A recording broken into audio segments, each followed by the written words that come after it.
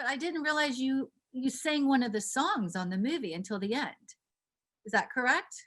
That is correct. And I Yeah, I was love the movie, and I was, I'm like, music in is a whole nother thing, the song and the scenes, and it just kind of took me away that I wanted to go back and rewatch certain scenes so I could really appreciate the music even more.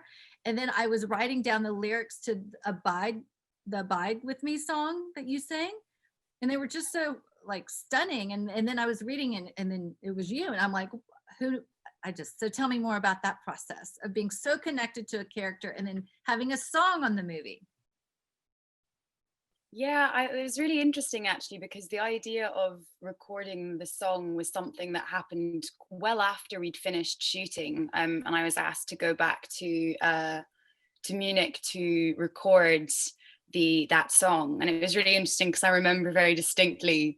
It was just at a time when I was sort of, I don't know, I had a lot of stuff going on, and I was really tired, and I arrived in Munich, and I arrived at the music supervisor. Well, how would you define yeah, like it was the music composer, music supervisor, one of Rosie's close friends, who is part of all the music.